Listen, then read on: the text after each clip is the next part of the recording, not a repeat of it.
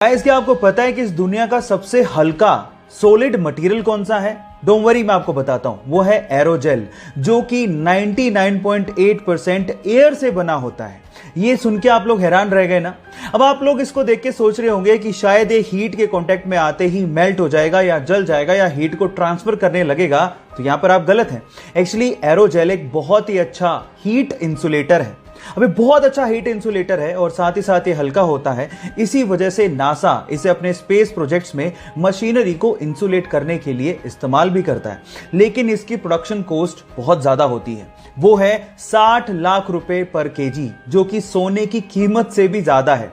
ये interesting fact जान के आपको कैसा लगा? अगर मैं आपसे सवाल पूछूं कि व्हाइट एंड ब्लैक ये दोनों क्या है, तो आप लोग क्या कहेंगे?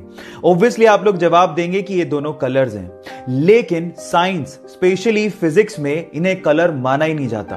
फिजिक्स के हिसाब से कलर वो होते हैं जिनकी एक स्पेसिफिक वेव लेंथ हो, लेकिन व्हाइट और ब्लैक की कोई स्पेसिफिक वेव लेंथ होती ही नहीं है।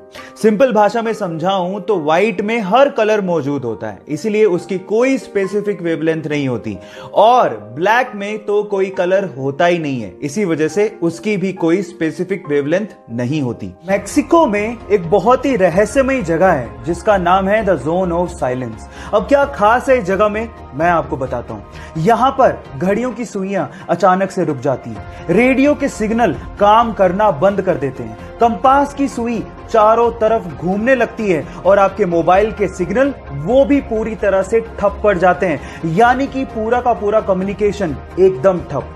सबसे मिस्टीरियस बात यह है कि the zone of silence, Bermuda triangle और गीजा के पिरामिड वर्ल्ड मैप पे एक ही लाइन पे हैं, यानी कि तीनों मिस्टीरियस जगह अलाइंड है। उसका जन्म मुंबई के एक चोलमिक स्टंटमैन के घर पे हुआ। पिताजी को काम के इतने पैसे नहीं मिलते थे, इसीलिए वो चाहते थे कि उनका लड़का कम से कम पढ़ लिख कर एक नौकरी लग जाए।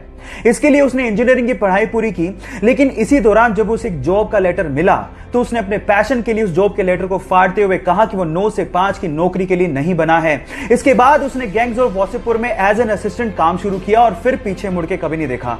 मसान मूवी से उसने सबका ध्यान अपनी तरफ खींचा, राजी मूवी से सबके दिलों में जगह बनाई और संजू मूवी के कमली किरदार से उसने सबको रुला के रख दिया।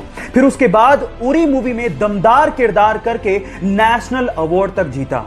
3 साल पहले जिसे कोई जानता तक नहीं था, आज उसने अपनी एक्टिंग और अपनी मेहनत से करोड़ों दिलों में जगह बना ली। विकी कौशल के इस मेहनत के लिए एक लाइक तो बनता है।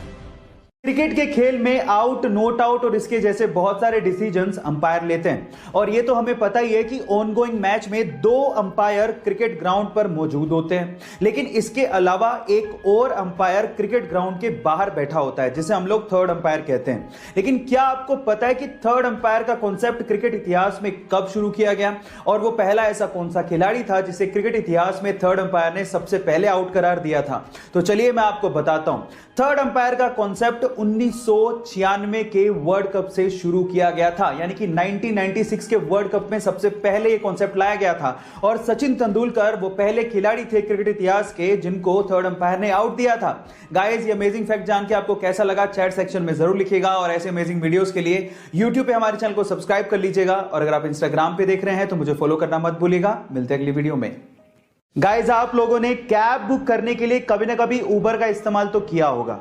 इंडिया में तो हम लोग उबर से सिर्फ कैब ही बुक कर सकते हैं, लेकिन अगर आप दुबई के रहने वाले हैं या फिर आप दुबई जा रहे हैं तो वहां से आप उबर के थ्रू हेलीकॉप्टर की राइड भी बुक कर सकते हैं। जी हां गाइस, ये बिल्कुल सच बात है। दुबई में आप हेलीकॉप्टर की राइड भी उबर से बुक कर सकते हैं, और वो भी सेम ही तरीका है जैसे आप कार बुक करते हैं। इसके लिए आपको ऐप में जाना है, हेलीकॉप्टर की राइड को बुक करना है, और उसके बाद जो भी आपकी लोकेशन होगी वहां पर सबसे पहले उबर की कैब आएगी, आपको पिक करेगी और हेलीपैड पर लेके जाएगी, और वहां से आपका हेलीकॉप्टर राइड शुरू हो जाएगा। और इसके लिए लगभग आप लोगों को 500 से 600 दिराम, यानी कि लगभग 10 से 12 हजार रुपया खर्च करना पड़ सकता है ना अमेजिंग फैक्ट? गाइस, ऐसी अमेजिंग फैक्ट्स के लिए YouTube पे हमारे चैनल को सब्सक्राइब कर लीजिए, और अगर आप इंस्टाग्राम पे देख रहे हैं तो मुझे फॉलो करना मत भूलिएगा। मिलते हैं अगली वीडियो में।